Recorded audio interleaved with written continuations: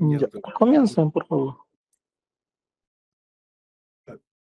Doctor, yo vamos a hablar sobre el manejo de líquidos y la transfusión en el periodo perioperatorio. Y bueno, primero tema que vamos a tocar es, pues, para entender eso, o sea, sabemos que durante el perioperatorio, o sea, es decir, antes, durante y después de una cirugía, el paciente puede presentar lo que son desequilibrios de agua y electrolitos. Esto es por debido a pérdidas por sangrado o evaporación o por los propios efectos de la anestesia y de la cirugía del paciente, ¿no? Por eso tenemos que tener cómo el cuerpo regula el agua y los electrolitos, o sea, para mantener la estabilidad de la hemodinámica y prevenir las complicaciones. Ahora, entonces, por eso vamos a primero entender lo que es la fisiología del balance hidroclítico, para saber cuál es su función, o sea, por qué pasa todo esto. Entonces, sabemos que el cuerpo humano tiene aproximadamente un 60% de agua y un 40% es intracelular, es decir, que está dentro de las células, y el otro 20% es extracelular. O sea, eso está repartido en 12 litros en el espacio intersticial y 3 litros en el plasma sanguíneo. Ahora, entonces esto significa que la mayor parte del agua corporal está dentro de las células, lo cual es clave también para entender el funcionamiento. Por eso luego vamos a pasar a lo que es la regulación del movimiento del agua. El movimiento del agua entre los compartimientos depende de los gradientes del sodio y del potasio. O sea, el sodio predomina en el líquido extracelular y el potasio dentro del intracelular. Entonces, el equilibrio se mantiene gracias a las presiones hidrostática y a la presión oncótica. Eso sabemos que son por las proteínas plasmáticas y la acción del endotelio capilar, ¿no? O sea, todas estas son las que regulan la entrada y lo que entra y sale de los vasos. Por eso ahí está, esto es importante porque aquí entra el glicocálix endotelial. O sea, antes se explicaba que este proceso con el principio de Starling, que relacionaba las presiones para explicar el paso de líquidos. Pero, o sea, hoy se sabe que el verdadero regulador es el glicocálix endotelial. Es una capa delgada de proteínas y carbohidratos, ahí ven la imagen, que recubre el endotelio vascular. O sea, su función del glicocálix es que mantiene el líquido dentro de los vasos, esto evitando un edema, favorece la perfusión tisular al permitir el intercambio controlado, y si se daña por sepsis, o hipervolemia o isquemia, aumenta la permeabilidad capilar, ¿no? O sea, el plasma se filtra al intersticio y produce hipovolemia, una permeabilidad relativa. Entonces, y también luego entra el parte de lo que es la regulación renal, que el riñón complementa este control mediante la filtración glomerular, ¿no? Y la resolución y expresión de agua y electrolitos. O sea, gracias a esto se logra mantener la osmolaridad plasmática y el equilibrio gaseoso. Y entonces, ¿por qué es importante conocer esto? Pues conocer la fisiología es clave para ajustar la terapia de líquidos en el perioperatorio, porque nos permite evitar tanto la hipovolemia como la sobrecarga de líquidos, ¿no? O ayuda a elegir el tipo de solución, que vamos a ver más adelante, según el estado de glicocáliz y las necesidades del paciente. Y esto nos ayuda a reducir, pues, las complicaciones como un edema, ya hemos dicho, ¿no? Una insuficiencia renal aguda. Ahora sí, pues pasamos a lo que es el manejo de líquidos en el perioperatorio. O sea, ¿cuál es el objetivo de esto? Es que el manejo de líquidos en una cirugía es mantener la volemia y la perfusión tisular y la función renal, evitando tanto la hipovolemia como la sobrecarga. O sea, esto es clave para que el paciente mantenga una adecuada oxigenación tisular y una presión arterial estable durante toda la cirugía. Y aquí empezamos con los tipos de soluciones. Tenemos que se divide principalmente en los cristaloides y los coloides. Los cristaloides tenemos ya los muy conocidos como el suero fisiológico o el ring en lactato, que son los más utilizados para reemplazar las pérdidas moderadas de líquidos y mantener la hidratación básica. Entre ellos se prefieren las soluciones balanceadas como el ring en lactato o el plasma lite o el normosol, o sea, porque evitan la acidosis hiperclorémica que puede causar el suero fisiológico, además protegen la función renal. O sea, en cirugía se van a elegir según las pérdidas y el tipo de paciente, ¿no? O sea, todo esto depende. Ahora, en los coloides, un ejemplo, ¿no? Los que tenemos aquí, se utilizan es la albúmina, las gelatinas, y el hidroxietimidones.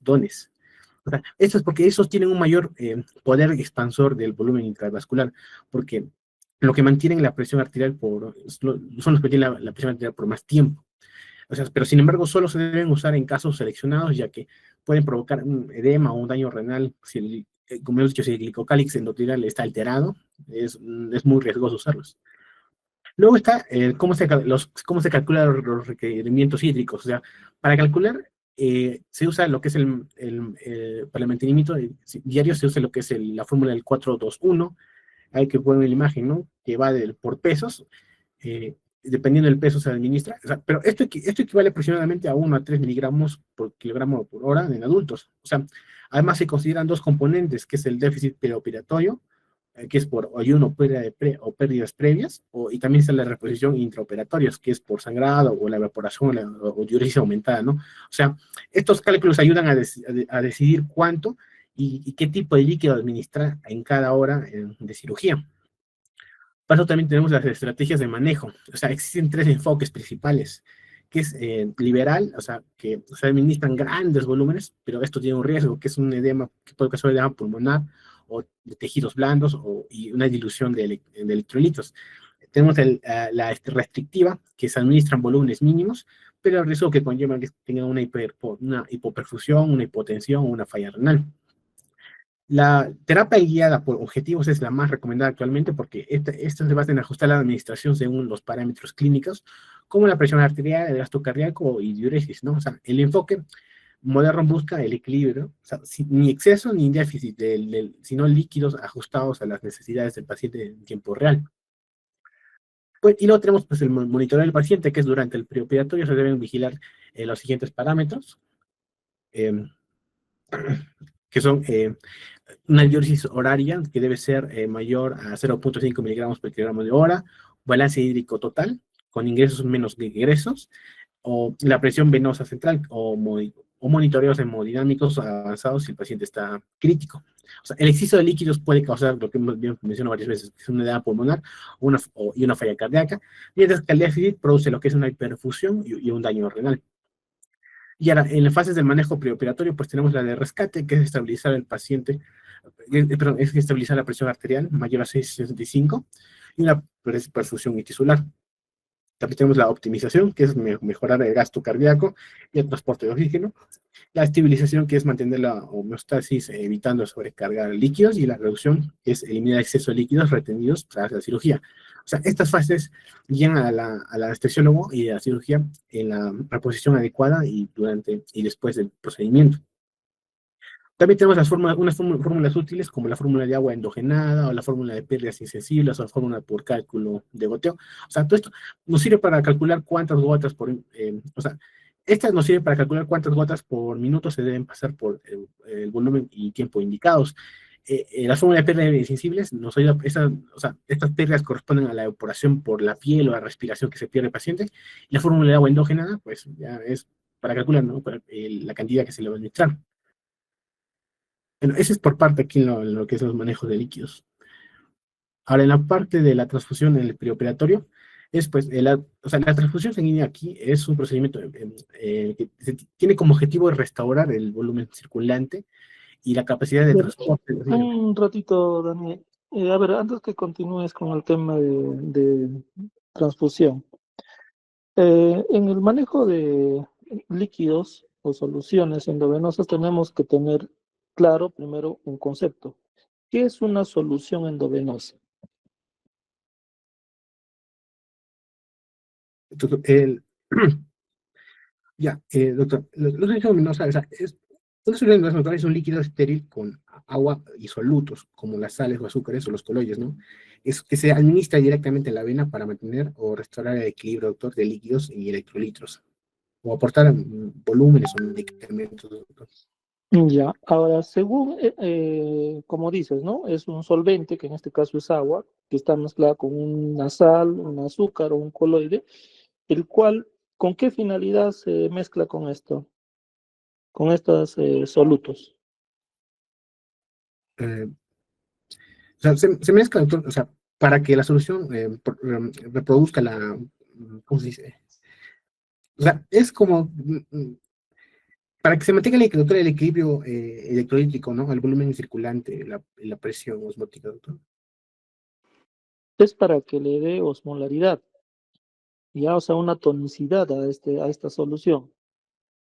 Y por eso es que estas soluciones se clasifican en tres grupos, ¿no? En hipotónicos, isotónicos e hipertónicos. Ahora, en relación a qué se hace esta clasificación de soluciones, en relación a qué osmolaridad. Doctor, con la del plasma, doctor,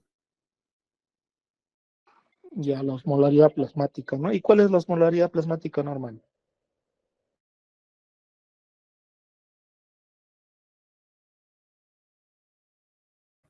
es de 275 a 695, doctor.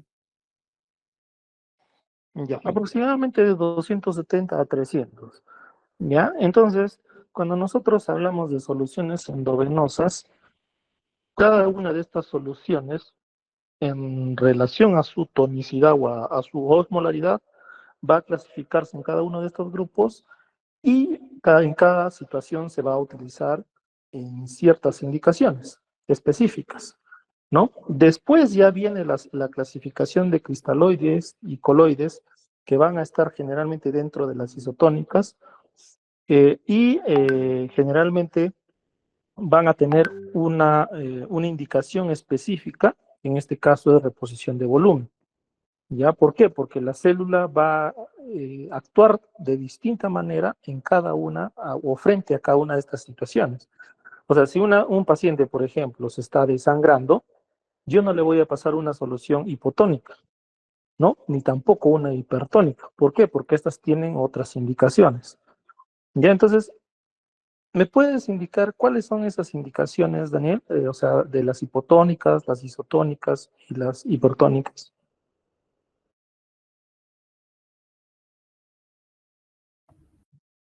A ver, en las soluciones hipertónicas se usan para reponer agua libre en casos de deshidratación intracelular, como una fiebre, una hipernatremia o deshidratación por pérdidas sensibles.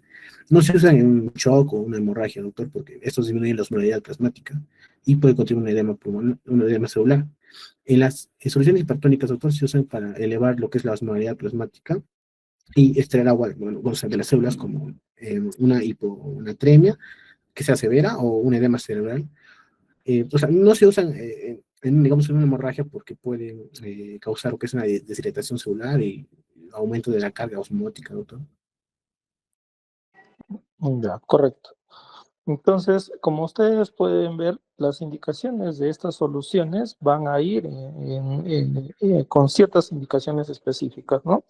Entonces, si ustedes tienen a disposición varias soluciones, cada una de estas, como les dije, va a tener cada indicación. Por ejemplo, dentro de las soluciones hipotónicas, tenemos las soluciones de cloruro de sodio al 0,45%, dextrosa al 2,5%, que generalmente, como han mencionado su compañero, van a ser utilizados en casos, por ejemplo, de deshidratación severa o situaciones hiperosmolares, ¿no? Como en caso de hipernatremias, hipercalemias, ¿ya? Y las hipertónicas, generalmente para edema, ¿no? Edema cerebral, edema pulmonar o en situaciones hiposmolares, por ejemplo, hiponatremias, hipocalemias.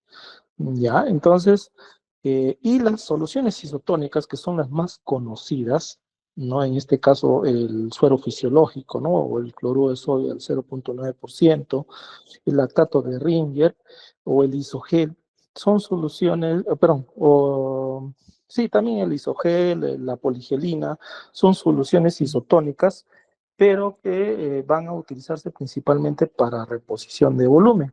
O sea, en casos de hemorragias, también grados de deshidratación, pero sin situaciones hiperosmolares o hiposmolares, ya, o sea, sin alteración de electrolitos importante.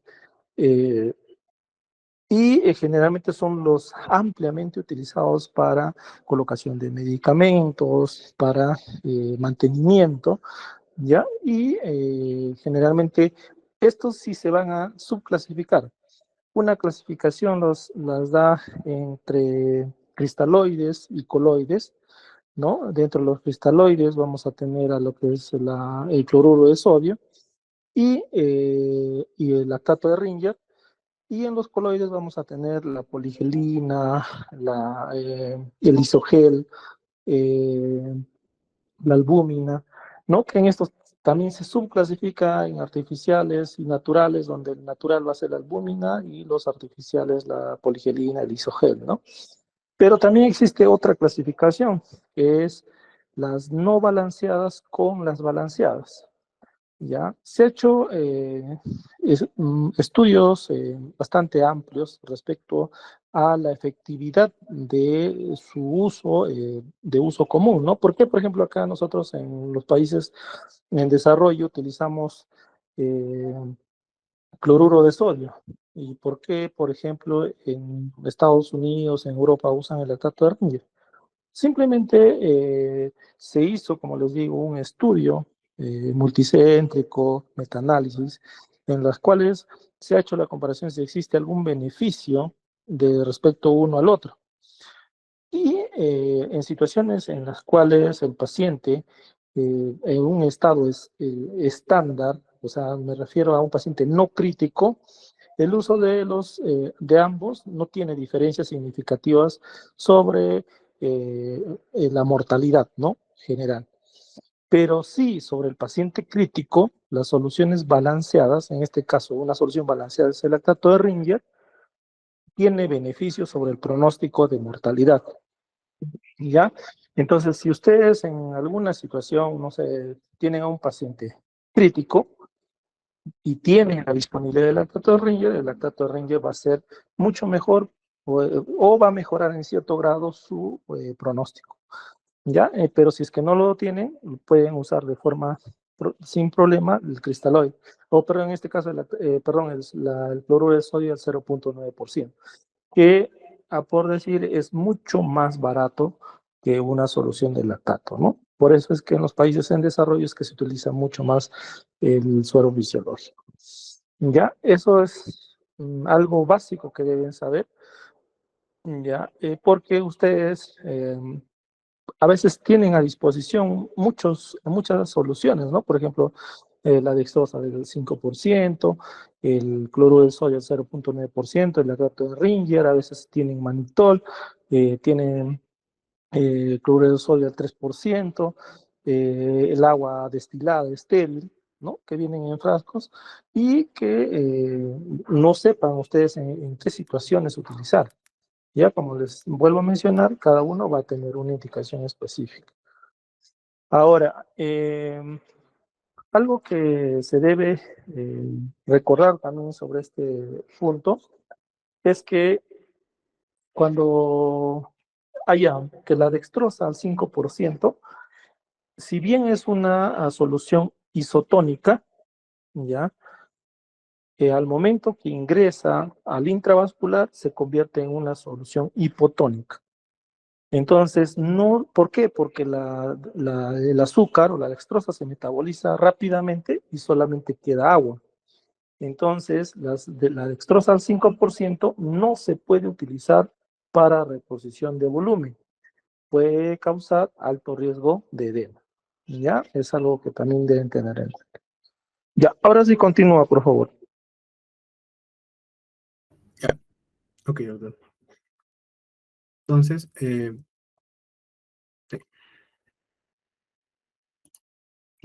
Pasando, doctor, vamos a pasar a lo que es la explicación ahora de la transfusión en el perioperatorio que yo les estaba diciendo. O sea, el objetivo como es restaurar el volumen circulante y la capacidad de transporte de oxígeno. Esto es cuando los líquidos por sí solos no son suficientes.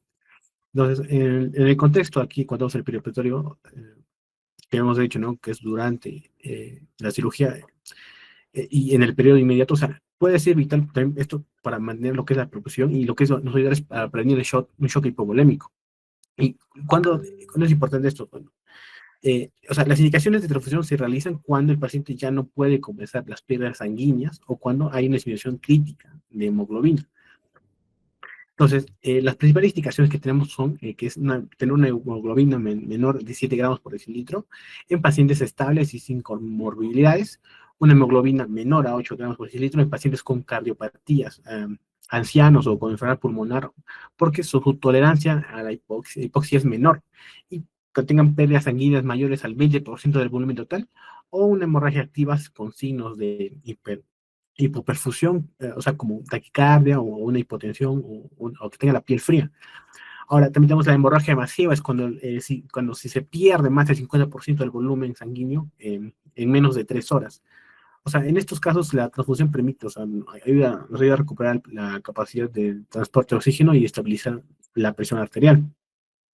También por eso tenemos los componentes sanguíneos, que, o sea, es importante conocerlos porque cada componente tiene una función específica según la necesidad del paciente. Tenemos el concentrado de Matías, que su función principal es el aumento de la oxigenación en casos de anemia o sangrado activo. El plasma fresco congelado, o sea, que su función es que corrige el déficit de factores de coagulación o coagulopatías. Las plaquetas, que son indicadas en trombocitopenia o alteración plaquetaria con sangrado, o el crioprecipitado, que es un aporte fibronógeno en deficiencias severas. No, hay que recordar que no se transfunde sangre total o a menos que sea estrictamente necesario. Hoy se realizan las transfusiones que son dirigidas no es una transfusión dirigida y racional según lo que el paciente necesita, ¿no? O sea, lo que es el componente, ¿no?, deficitario. Por eso también tenemos lo que es la parte del cálculo del volumen a transfundir, que, o sea, el volumen transfundido depende del peso del paciente, del nivel actual de hemoglobina y del componente utilizado. Pero en promedio dice que es una unidad de concentrado de Matías elevada. La hemoglobina es 1 gramo por decilitro en adultos. O sea, esto sirve para planificar cuántas unidades se requiere para alcanzar un buen nivel seguro de hemoglobina sin sobretransfundir. Porque también tenemos las complicaciones y pruebas cruzadas. O sea, antes de cualquier transfusión se deben cumplir estrictos pasos de seguridad que determinan el grupo sanguíneo del paciente, ¿no? Y el factor de RH del paciente. O sea, también realizar una prueba cruzada mayor y menor para evitar reacciones hemolíticas, confirmar la identidad del paciente y del hemoderivado, y monitorar signos vitales antes y durante y después del procedimiento, ¿no? O sea, porque un error de identificación o una prueba cruzada omitida puede causar una reacción hemolítica grave. Por eso es bueno tener un control estricto y riguroso. Porque ahí vienen las complicaciones transfusionales. Las complicaciones se dividen en 3 grupos: las inmunológicas, que puede haber una reacción hemolítica aguda, fiebre no hemolítica, una anafilaxia o alergias graves. También tenemos las no inmunológicas, que tenemos un trailing, que es una lesión pulmonar aguda por transfusión, un TACO, que es sobrecarga circulatoria por exceso de volumen. Y las infecciosas, tenemos un riesgo de transfusión como hepatitis, VIH, ¿no?, o bacteriemia. Pues tenemos las medidas de seguridad y de control, ¿no? O sea, para garantizar una transfusión segura se debe confirmar la identidad del paciente, no mezclar sangre con medicamentos, es monitorear signos vitales constantemente y registrar hora, lote y el número de unidad transfundida. Estos protocolos, bueno, son importantes. Estas medidas reducen los que son los riesgos y garantizan la transabilidad, o sea, en este caso, ¿no?, para evitar todos estos riesgos con el paciente.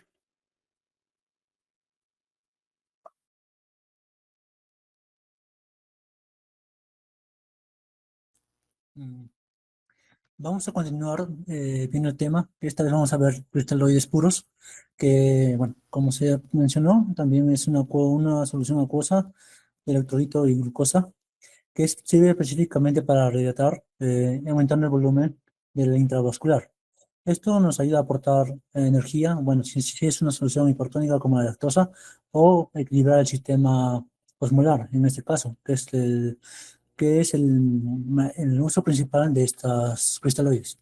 Tenemos 3 tipos, que son hipertónicas, isotónicas y hipotónicas. Bueno, las hipertónicas son una solución salina del 3%, que es donde tiene una concentración de soluto mayor, que es mayor que hay dentro de la célula. Y esto permite que el flujo de agua se mueva hacia afuera de la célula, o sea, sacando líquido. En cambio, la isotónica es una solución salina de concentración del 0.9%. Viene a ser una concentración de soluto igual que de la célula, que hace que el flujo de agua, que las moléculas entren y salgan del mismo ritmo, sin haciendo perder el volumen intravascular, en este caso, digo intracelular o extracelular. También tenemos las hipotónicas, que son una solución a 0.45 o 0.4, es mucho menor todavía, que en este caso la concentración de soluto es mucho menor de que lo que hay dentro de la célula, hace que esto, en este tipo de soluciones, el flujo de agua se mueve hacia adentro de la célula, o sea, rellenándole más líquido, en este caso para aumentar el volumen intracelular en este caso. Específicamente vamos a hablar de las isotónicas, que es la solución salina. Como bien sabemos que es una solución con una concentración de 0,9%, tiene una osmolaridad de 3,8. Como sabemos, la osmolaridad del intracelular es de 300 miliosmoles y del extracelular es de aproximadamente 295 miliosmoles. ¿Ok? ¿Por qué recordar esto? Porque más adelante les voy a explicar por qué. Bueno, bueno, la solución salina tiene una concentración de 154 miliequivalentes de sodio y 154 miliequivalentes de cloruro. En este caso es por litro. Ya, como sabemos, esta es una solución isotónica, pero puede tener efectos adversos como acidez metabólica, hipercloremia, también producción de especies reactivas de oxígeno y también disminuye también la tasa de filtración glomerular. Bueno, específicamente, hablando de la solución salina o el lactato también, lactato Ginga que también se utiliza. Ambos son utilizados primeramente como de primera línea como fluidos de reanimación, en este caso, como en cetocidosis diabética, en este caso puede ser. También es de uso seguro y de forma rápida. También tiene bajo coste, en este caso, cloruro de sodio, en este caso, la solución salina, y también nos indica, bueno, el artículo donde leí nos indica que cualquier solución isotónica es capaz de restaurar el volumen intravascular para así equilibrar el volumen intracelular y extracelular en este caso. Siguiente, por favor. Ya. Vamos a recordar ahora que los cristaloides tienen una vida media de 20 a 50 minutos. Bueno, la duración de esta infusión es eso. El volumen se expande hasta 50-60% dentro de la célula intracelular, en este caso. Pero cuando suspendemos, o sea, suspendemos los cristaloides, ya dejamos de administrar la solución, todavía va a quedar un residuo que va a quedar entre 15 a 20%, y eso va a quedar hasta los 30 minutos después de eso. Bueno, vamos a ver ahora que los cristaloides, pues los tres que mencioné, isotónicas, hipotónicas e hipertónicas, tienen cada uno su propio uso. Las isotónicas son utilizadas con mayor frecuencia en las hipovolemias, en la deshidratación, en la alcalosis, en el shock, en la corrección de las hiponatremias, y es mayormente utilizado para reponer grandes volúmenes de líquidos, en este caso. Las hipotónicas, utilizados también, bueno, son usados en deshidratación, la hipertónica, en este caso la glucosa, que es la dextrosa 5% en este caso, también está ubicado acá. Tiene una osmolaridad de 280.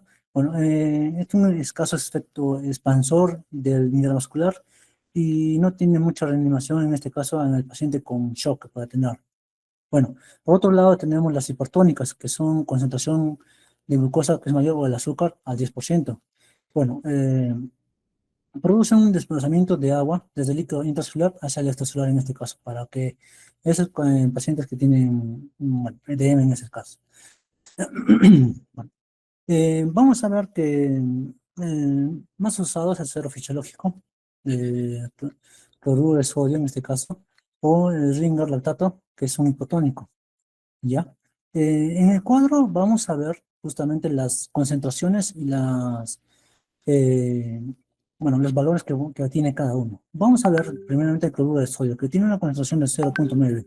Bueno, como ya les mencioné, tiene una concentración de sodio de 154 milimol sobre litro y cloruro de 154 milimol. Pero si nos vamos para abajo, justamente en cloruro de sodio, en ese cuadrito, hasta abajo nos vamos, vemos pH, su pH es de 4,5 a 7. Estamos hablando que tiene un pH ácido. Comparándolo con el Ringer lactato, que es el cuarto, quinta fila hacia la derecha, como lo pueden ver, tiene el Ringer lactato, por ejemplo, en este caso, tiene una concentración de sodio de 131, concentración de cloro de 112. Acá en este caso, como pueden ver, el Ringer lactato también tiene potasio y tiene calcio. Pues el potasio tiene 5,4 y calcio tiene 1.8 y aparte tiene lactato que es de 28. ¿Por qué? Y aparte de eso, el pH que es de 5 a 7 es mucho más, menos ácido, más neutro, evitando efectos secundarios como acidosis metabólica, etcétera. Bueno, lo importante del lactato, por ejemplo, bueno, según el artículo donde he leído, es más usado, por ejemplo, en México, donde leí, que ¿por qué? Porque el potasio que tiene el 5.4 ayuda justamente a la intercambio osmolar, el intercambio de calcio, potasio, sale calcio, entra más potasio, justamente, y ayuda para mantener un equilibrio osmolar. Como les mencioné, intracelular sabemos que tiene de 300 osmolaridad, y vemos el lactato de 207, o sea, va a ser mucho más equilibrado, no va a estar peleando y va a ser mucho más fácil que llegue al equilibrio osmolar en este caso. Bueno, siguiente, un favor. En este caso, vamos a hablar de coloides. Cuando hablamos de coloides naturales, tenemos la albúmina, que puede ser al 4 o 5% y va a tener una utilidad principalmente en shock séptico refractario, ¿no? Realmente no existe ningún estudio que haya demostrado que el uso de la albúmina en resucitación o mantenimiento esté por encima de los cristaloides.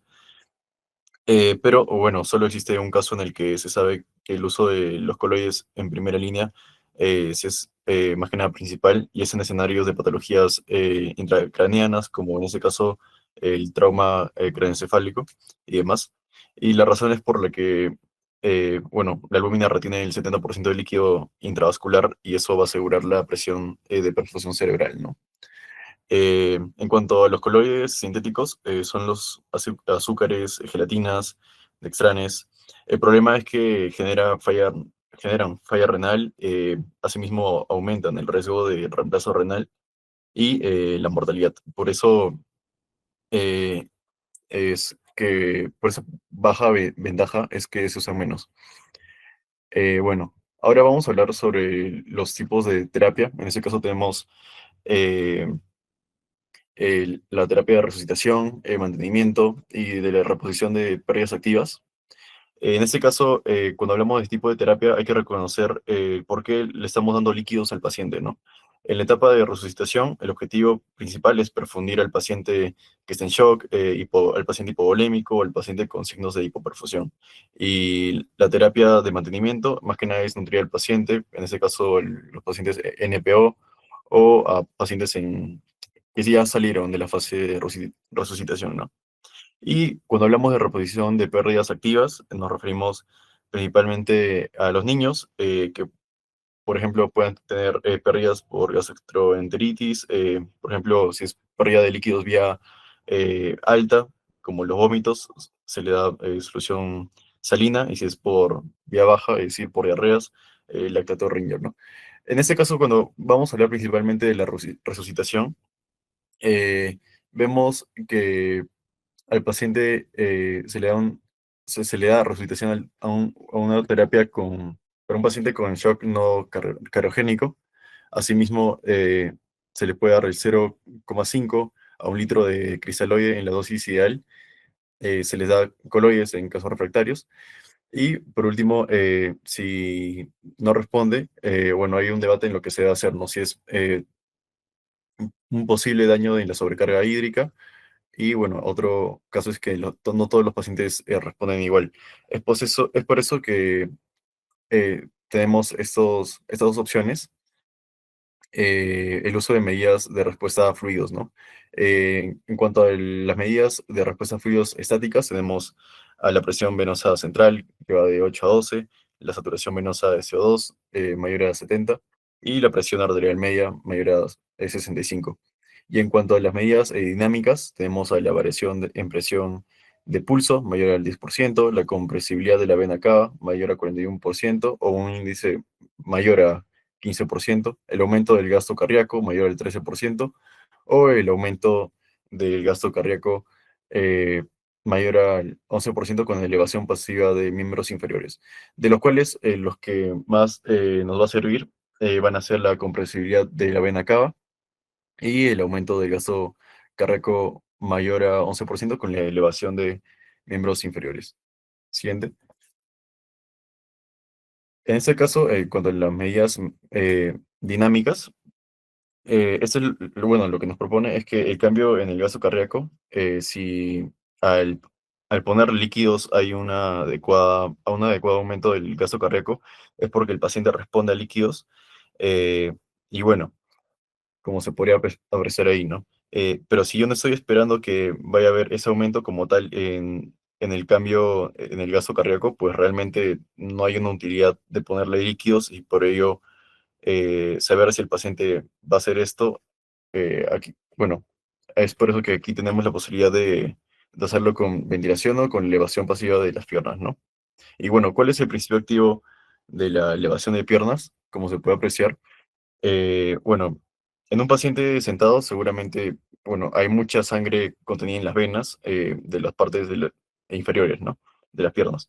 Y eso, bueno, si es que se elevan las piernas, lógicamente va a aumentar el retorno venoso y si es que aumenta el gasto cardíaco, quiere decir que el paciente está lleno de líquido, ¿no? Bueno, lleno de líquido no estaba. Y lo que sucedería al revés, si es que bueno, elevamos las partes inferiores, las piernas del paciente, y hay un aumento del gasto, bueno, y no hay un aumento del gasto cardíaco, es decir, que el paciente ya está lleno de líquidos y no tendríamos eh, por qué ponerle más líquidos, sino en ese caso ya usar vasopresores, ¿no? Y en cuanto al mantenimiento, el, bueno, este eh, tipo de terapia, lo que se busca es mantener las necesidades basales en los pacientes que no van a tolerar la vía oral. Asimismo, se utiliza dextrosa al 5%, en solución salina del 0,9%.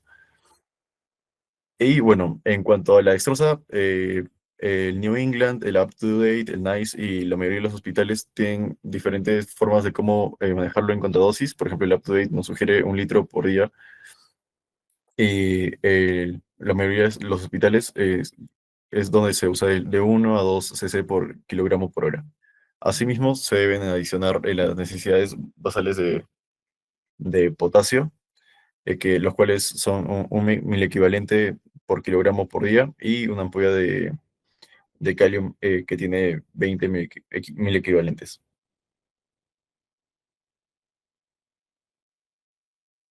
Siguiente.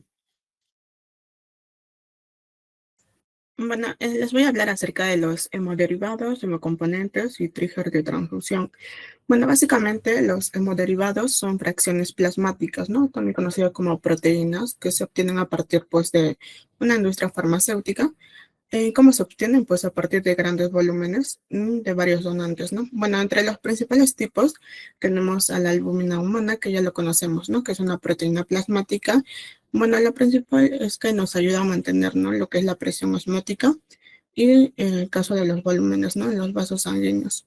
Esto principalmente se va a utilizar en dos casos. Sobre todo en hipovolemia, cuando hay pérdida, ¿no? Del volumen sanguíneo, y también hipoalbuminemia, ¿no? Cuando la albúmina está baja. Básicamente eso, y también tenemos a los que son los factores de coagulación, que también son proteínas necesarias para que pues nuestra sangre coagule correctamente, ¿no? Entonces aquí tenemos las que se usan para tratar enfermedades como la hemofilia en caso del factor 8, en caso de la hemofilia B, en caso del factor 9, ¿no? O incluso el déficit del factor de Bond del Guillain, ¿no? También existe lo que es el complejo protombínico que se observa ahí y el fibrinógeno, ¿no? Que se emplean sobre todo cuando hay, por ejemplo, sangrados, ¿no? Para alguna alteración de esta coagulación. También tenemos a los que son las inmunoglobulinas, que también conocidos como anticuerpos, ¿no? Que básicamente se concentran o se obtienen a través de lo que es el plasma y nos sirven sobre todo para reforzar el sistema inmunológico, ¿no? Se usan sobre todo para inmunodeficiencias primarias, ya, sobre todo las enfermedades autoinmunes o infecciones, ¿no? Y por último tenemos en los hemoderivados a los productos de origen recombinante, que son proteínas ya elaboradas en, por así decirlo, más avanzadamente con tecnología genética, ¿no? ¿Por qué? Porque estos van a imitar lo que son, pueden ser tanto anticuerpos humanos que imitan o factores humanos, ¿no? En este caso. En cuanto a los efectos adversos, hablando de forma general de los hemoderivados, generalmente son leves porque generalmente son reacciones alergénicas o reacciones anafilácticas, ¿no? Como prurito, fiebre o en casos muy raros, ¿no? En esos casos también es importante nosotros conocer lo que son los triggers de transfusión o también conocidos como disparadores. Básicamente son criterios clínicos o de laboratorio que nos van a indicar a nosotros cuándo es necesario realizar una transfusión. Porque recordemos que no se transfunde solo cuando el valor de algún criterio esté bajo, ¿no? Sino cuando, por ejemplo, este descenso vaya a tener alguna relevancia clínica, por así decirlo, ¿no? Un ejemplo bastante clave es que no siempre transfundimos lo que son glóbulos rojos cuando la hemoglobina está baja, ¿no? Solo lo hacemos cuando, por ejemplo, está menor de 7 gramos por decilitro, o si el paciente tal vez tenga algún síntoma de dificultad respiratoria o dolor en el pecho como tal, ¿no? Entonces, es importante aquí destacar que estos triggers lo aplicamos solamente en los semicomponentes, ya, porque básicamente nos corrigen lo que son sus mismos componentes que tienen ahí, que voy a mencionar más adelante. Y eso sobre todo para manifestar, ¿no? Porque además de los hemoderivados, también es clave hablar de los hemocomponentes, porque son productos básicamente que van a ser procesados por el banco de sangre, ¿no? A partir de lo que es la sangre total o también lo pueden hacer mediante aferesis, ¿no? Entre los principales, pues encontramos el concentrado de glóbulos rojos, ¿no? Que su principal función aquí es el aumento de la capacidad del transporte de oxígeno. Entonces, ¿cuál va a ser su trigger? En este caso, va a ser que la hemoglobina, su indicación, ¿no? Que esté menor de 7 gramos por decilitro en pacientes, ¿no? Estables o, por ejemplo, que tengan, como les mencionaba, algún síntoma, no sé, cardiopulmonar o sangrado activo, ¿no? También tenemos al concentrado de plaquetas, que la función principal en este caso es prevenir o detener, ¿no? Como tal, las hemorragias que puedan ser causadas por alguna trombocitopenia. Entonces, ¿cuáles son los triggers típicos para este caso? Pues tenemos las plaquetas, ¿no? Menor de 10.000 si no hay sangrado, en menor de 50.000 si hay sangrado, y umbrales ya más altos en caso se encontremos en una neurocirugía o ya esté el sangrado activamente, progresivamente, ¿no? También tenemos lo que es el plasma fresco congelado, ya que su principal función pues es, para decirlo, reponer estos factores de coagulación. Entonces, ¿cuáles serán los triggers o sus criterios? Básicamente, cuando hay alguna coagulopatía clínica, ¿no? Que esta sea mayor a 1.5 veces a lo normal de su sangrado, ¿no? Y por último tenemos a lo que es el crío precipitado, que básicamente su función principal es aportar tanto fibrinógeno como factores de coagulación, sobre todo el 8 y el 13. Y su principal trigger, o el típico que se le conoce, es cuando este fibrinógeno sea menor de 100 miligramos por decilitro. Siguiente. Ya. Otro de los términos también a conocer es que es una hemorragia masiva. Ya. Para nosotros poder entrar en esto, tenemos que considerarlo como una emergencia médica, porque esto tiene un alto riesgo de muerte. ¿Ya? A pesar de que, por ejemplo, podemos aplicar cualquier medida terapéutica, igual este paciente con hemorragia masiva va a tener una alta probabilidad de requerir pues transfusión masiva, ¿no? Sobre todo con los hemocomponentes. Entonces, en una hemorragia masiva pues es la principal causa de muerte, ¿no? En pacientes quirúrgicos. Y según el estudio de MAMAS-3, vamos a tener estos criterios, ¿no? Que son estos 5 que se pueden observar, que es la pérdida de reemplazo del más del 50% del volumen sanguíneo en un periodo de 3 horas. También la pérdida de más de 4 concentraciones de hematíes en menos de 1 hora. El tercer criterio es pérdida de sangre a una velocidad de más de 150.000 mililitros por minuto, también pérdida de 1.5 mililitros por kilogramo por minuto durante un periodo de 20 minutos y la pérdida de más de 150 mililitros por kilogramo de peso corporal. Y de acuerdo a eso, pues vamos a nosotros poder definir qué es hemorragia masiva, ¿no? También es importante a conocer los valores del volumen sanguíneo estimado, y este va a variar de acuerdo a la edad, como se observa en el cuadro, ¿no? En adultos, pues se calcula de unos 70 mililitros, ¿no? Por litro. En caso de los niños, alrededor de 80 mililitros por kilogramo. En neonatos, de 90 a 100 mililitros por kilogramo, ¿no? De esa forma. Siguiente.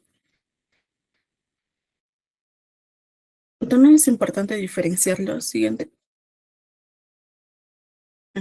Ya con lo que es transfusión masiva, que está casi en la parte inferior, ¿no? Porque se suele confundir bastante estos términos, ya que existen varias definiciones en caso de transfusión masiva, ¿no? Porque la mayoría se relaciona, pues, como sabemos, que grandes volúmenes de hemocomponentes, ¿no? Que ha pasado en un determinado tiempo, ¿no? Donde se haya producido alguna hemorragia cerebral, no, por así decirlo, no controlada. Pero la definición más aceptada, por así decirlo, o más utilizada, es la administración mayor o igual de 10 plaquetas, no, mayor o igual a 10 paquetes globulares en 24 horas, o transfusión de mayor o igual a 5 paquetes globulares en 4 horas. Y ya, eso sobre todo. Y también es importante destacar el caso de las complicaciones, porque se le conoce mucho como la triada letal, ¿no? Las complicaciones van desde una hipotermia, que básicamente es cuando la temperatura está mayor de 35, ¿no? Y ocurre sobre todo frecuentemente en pacientes que hayan tenido ya un periodo de hemorragia masiva, ¿no? Y van a requerir transfusión. Entonces, estos pacientes pues van a tener un riesgo mayor cuanto más bajo sea la temperatura. También tenemos la acidosis, ¿no? Que básicamente, ¿por qué se da esta acidosis? Por los factores de coagulación propiamente, ¿no? Y también está lo que son las coagulopatías. El anterior, por favor. Ya, entonces, para eso, cuando nosotros sospechamos de alguna hemorragia masiva, pues es necesario activar protocolos de transfusión masiva de forma inmediata, ¿no? Tenemos para ello tres principales, ¿ya? La primera herramienta que vamos a nosotros conocer se llama el ABC, ¿no? El ABC, que básicamente significa composición de lo que es la sangre, ¿no? Eso principalmente. Ya, entonces es un score básicamente que nos predice también en qué ocasiones se puede haber una transfusión masiva, ¿no? Sobre todo, como se puede ver en el cuadro, son cuatro, ¿no? Son cuatro criterios: volemia, oxigenación de tejido, control del sangrado, también anormalidades en la coagulación y el balance ácido-base, ¿no? Y se le va a asignar pues un valor de 0 a 1, como se observa ahí, ¿no? Bueno, los criterios básicamente son cuando hay presencia de trauma. Nos menciona más sobre todo el penetrante. Si en caso de la ecografía abdominal tenga alguna valoración de un trauma positivo, que es más conocido como el FANS. También si la presión arterial sistólica está menor de 90 milímetros de mercurio. La frecuencia cardíaca si está mayor de 120. Y básicamente eso, ¿no? Entonces, en este score, cuando el puntaje sea mayor de 2, ya nos indica que hay una necesidad de activar este protocolo, ¿no? De transfusión masiva. Porque es uno de los más importantes, porque tiene ¿cómo se dice? ¿No? Un valor predictivo positivo de 50% o 55%, ¿no? Y un valor predictivo negativo menor de 5%, básicamente. Entonces, esos van a ser los criterios que vamos a incluir. También tenemos lo que es el score de emergencia de transfusión, el ETS, que maneja sobre todo cuando el TAS está menor de 90 milímetros de mercurio, ¿no? Cuando hay un FAS, como les mencioné, que es positivo, cuando la inestabilidad, hay inestabilidad sobre todo en la pelvis. También evalúa lo que es la edad, la admisión de la cena, el mecanismo de lesión. Y por último tenemos al TAS, que es donde evalúa los parámetros clínicos, ¿no? Ya un poco más combinados, porque no solo están los clínicos como los anteriores, sino también más de laboratorios, ¿no? Como por ejemplo la hemoglobina, presencia de fluido intraabdominal, ¿no?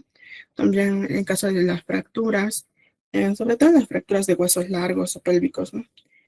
También la frecuencia cardíaca, el exceso de bases y de esa forma, ¿no? Siguiente.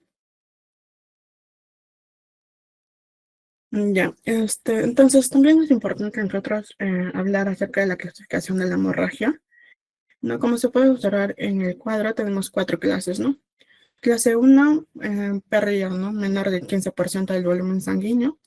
Y aquí, como se menciona, no hay síntomas relacionados y la presión arterial suele mantenerse estable, ¿no? A comparación de la clase 2, que hay una pérdida entre 15 y 30%, ¿no? Aquí ya aparecen signos como el característico que es taquicardia, palidez y ansiedad, ¿no? En clase 3, pues hay una pérdida de 30 a 40% de, de volumen sanguíneo. También en este caso, el paciente como signos presenta hipotensión, taquicardia marcada y alteración del estado mental, ¿no? La clase 4, pues hay pérdida ya mucho mayor, ¿no? Al 40% nos menciona. Y en casos de situación crítica aquí, como shock hipovolémico y requiere ya una transfusión inmediata prácticamente, ¿no? Ahora, también es importante nosotros conocer este protocolo de transfusión masiva, ¿no? Es bastante amplio, pero tratando de resumirlo, es primero cuando nosotros entramos en el servicio para activarlo, ¿no? Porque es importante, porque nos dice quiénes son las personas encargadas de que lo tienen que activar, ¿no? Sobre todo tienen que ser médicos de emergencia, el equipo de trauma, ¿no? Unidad de cuidados intensivos, ginecología, anestesiología también está incluido. Entonces, el equipo aquí tiene que básicamente notificar, ¿no? Que puede ser a través de una llamada telefónica o luces de emergencia, ¿no? Del servicio, ¿no? Cuando se realice, pues, el diagnóstico de choque, perdón, hipovolémico, ¿no? Entonces, este protocolo, una vez que se active este diagnóstico, ¿no? Hacemos 2 pasos. Uno, la activación propia de este protocolo, ¿no? Cuando ya se produce esta hemorragia masiva, tiene que producirse una hemorragia masiva primero para que se active este protocolo de transfusión masiva, ¿no? Entonces, el médico como tal va a comunicar toda la información que se requiera al servicio. El servicio se llama hemoterapia, ¿no? Y banco de sangre, ¿no? Menciona. Lo principal que debe de saber es el nombre del médico responsable y de quién ha activado, ¿no? Este protocolo, el nombre del paciente, el número de historia y también, eh, para si sale algo muy típico, es comunicar la frase. Nos menciona que se solicita protocolo de transfusión masiva, ¿no? Y una solicitud con toda la información del paciente, ¿no? Que les mencionaba. Y después la firma y sello del médico. Y ya es ahí donde se activa el protocolo de transfusión masiva, porque tenemos que autorizar, por así decirlo, que la unidad esté a disposición, ¿no? Entonces, también los glóbulos rojos en este caso se tienen que emitir como parte del hemograma que se tiene que pedir, ¿no? Hay cuando en casos de que no, por ejemplo, no se solicita, ¿no? El grupo sanguíneo o cuando sí se solicita el grupo sanguíneo, entonces ahí están los apartados diferentes. Eso es en caso del servicio, ¿no? En caso del servicio ya cuando se encuentra, por ejemplo, en el de hemoterapia o banco de sangre, a veces tiene que el personal, pues, como tal, contener, porque dentro de ese servicio, como es especializado, contener 4 unidades de glóbulos rojos, también contener 4 plaquetas simples, ¿no? Eso es lo que nos mencionan. Y estos paquetes tienen que ser compatibles, ¿no? Con lo que es del paciente. Así. Eso básicamente, y como recomendaciones, pues nos dan que todos los encargados que están dentro de este procedimiento, pues mantengan la comunicación bastante fluida y constante, ¿no? Para la activación también actualizar, porque esta guía recordemos que todavía está desde el 2023, no hay alguna actualización actualmente hasta ahora. Así que de acuerdo a lo que se ve y de acuerdo al servicio que esté, pues se tienen que adaptar y también asegurar que haya el uso racional de hemocomponentes, porque nos mencionan que son 4, ¿no? 4 paquetes que se necesitan. También difundir lo que es este protocolo, porque es relativamente nuevo, porque salió en 2023 recién, ¿no? Y pues eso sería todo, doctor. Siguiente. Ahí está la bibliografía. Ya, ok, gracias. Bien, a ver, para aclarar algunas cositas, bueno, yo creo que me he adelantado un poco a su exposición de en la parte de soluciones. Pero bueno, creo que ya han aclarado esa parte. Entonces vamos a hablar un poco de componentes sanguíneos.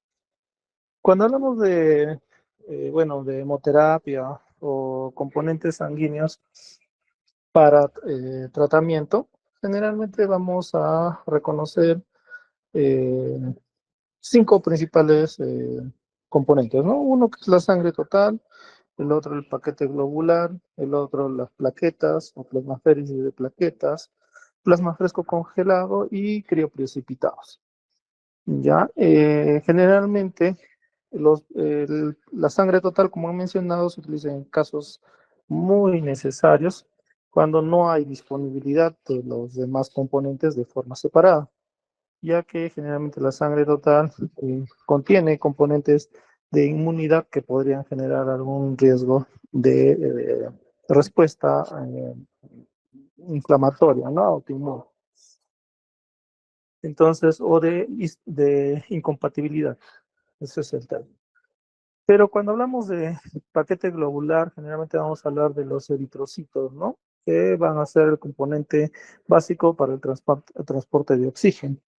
Entonces, esto generalmente es la principal indicación en el tema de hemorragia, ¿no? Sobre todo en hemorragia intraoperatoria. Ahora, con este aspecto de hemorragia intraoperatoria, ¿cuáles son los límites que ustedes consideran o que han revisado que son indicaciones para transfusión? O sea, respecto al valor de hemoglobina, respecto al volumen de, eh, sanguíneo perdido o volumen de hemorragia, para poder indicar una transfusión.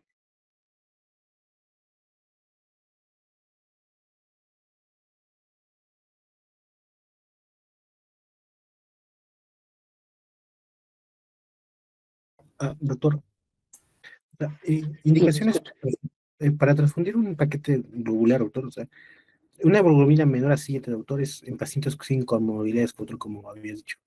Una hemoglobina menor a 8 es en pacientes con cardiopatías o enfermedad pulmonar, doctor. Una pérdida sanguínea mayor a 20% del volumen total es para iniciar la transfusión.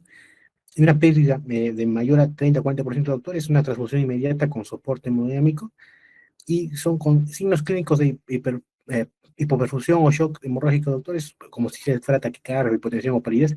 Eso es transfundir aunque la hemoglobina sea normal, doctor.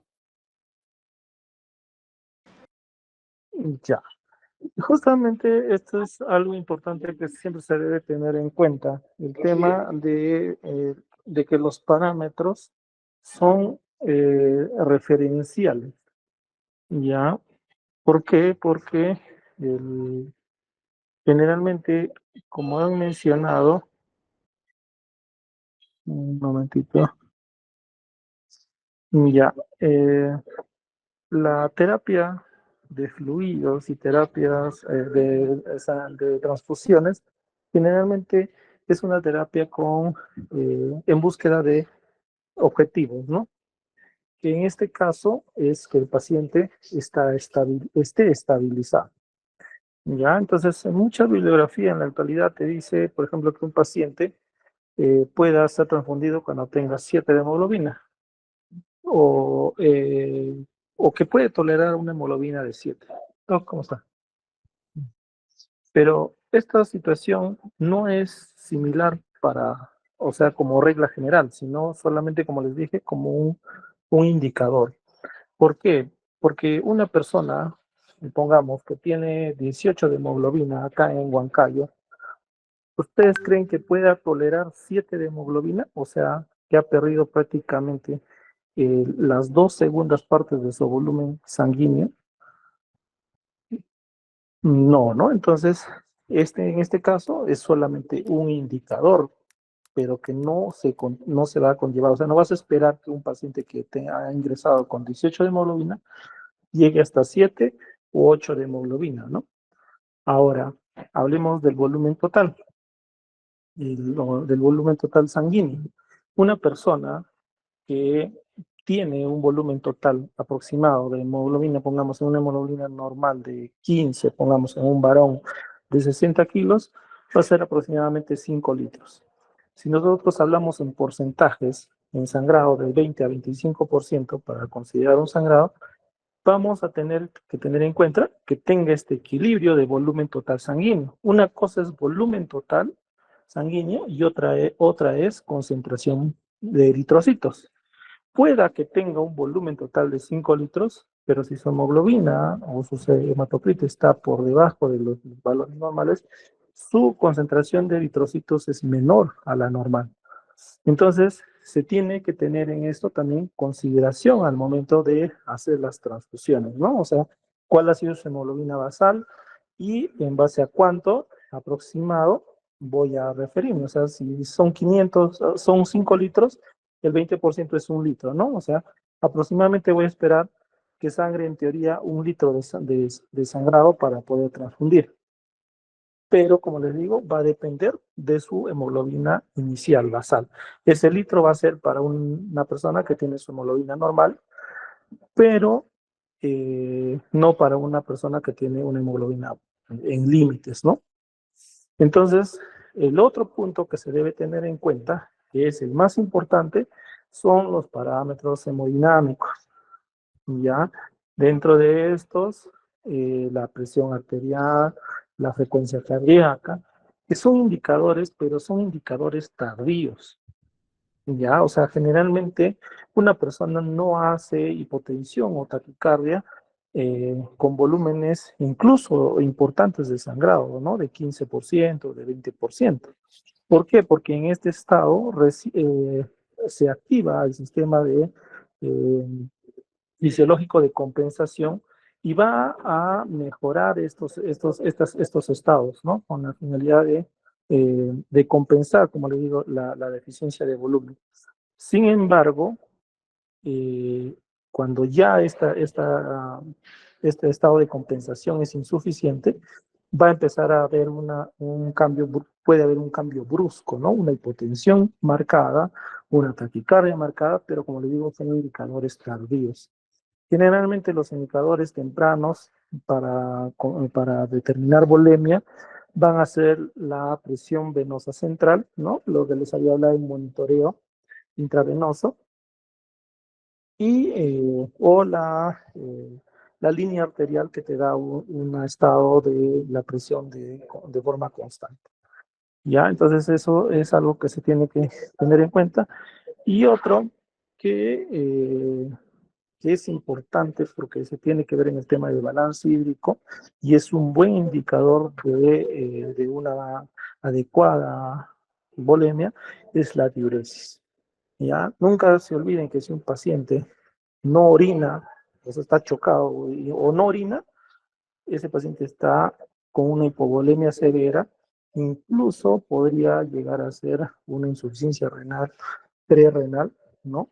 Que generalmente es la consecuencia de muerte cuando se puede recuperar, o sea, al final se puede recuperar al paciente con transfusión, volumen y demás, pero al final la falla renal se establece, generalmente fallecen por este tema, ¿no? ¿Por qué? Porque el riñón es el principal filtro de radicales libres.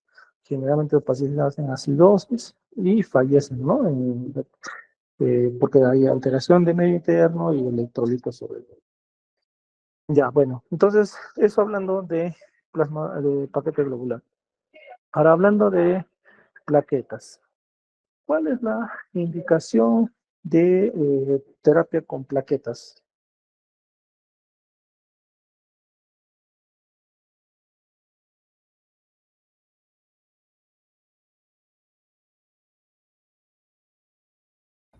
Doctor, Te eh, escucho. para una transfusión de plaquetas, doctor, o sea, tenemos casos cuando hay menos de 10.000, pues, cuando hay profilaxis sin sangrado, o plaquetas menor a 20.000, acá si hay fiebre, con sepsis un riesgo de sangrado, doctor. Ahora, cuando son menos de 50.000, es antes de cirugía o un procedimiento invasivo, o cuando hay menos de 100.000, que es en cirugías mayores o neuroquirúrgicas, doctor.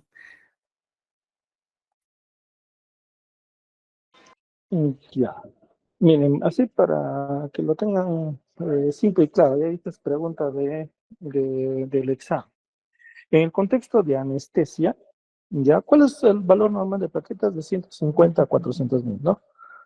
En el contexto de anestesia, para que un paciente ingrese a sala para una anestesia neuroaxial en el contexto de anestesia, el límite es 80.000 plaquetas. ¿Ya? Y para el área, para la cirugía como tal, es 20.000 plaquetas. ¿Por qué? Porque esta, a pesar de que tú le puedas transfundir 5 pools de plaquetas, este paciente generalmente tiene un problema de fondo. El mayor factor que afecta o genera plaquetopenia o trombocitopenia, ¿no? Es la sepsis.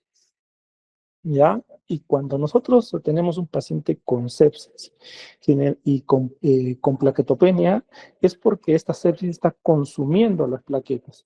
Entonces, el principal manejo, aparte de la transfusión de plaquetas, va a ser la resolución del foco, ¿ya? O sea, la eliminación del foco infeccioso.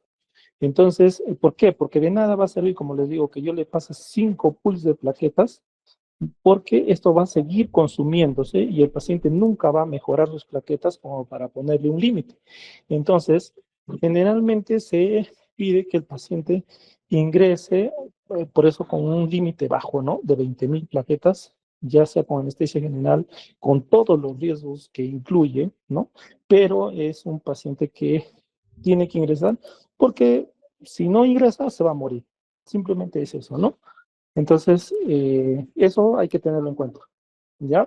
Paciente para ingresar a sala, el límite va a ser 20.000. ¿Para qué? Para la resolución de desfocalización y para anestesia neuroaxial, que les digo que es la pregunta, es 80.000 plaquetas.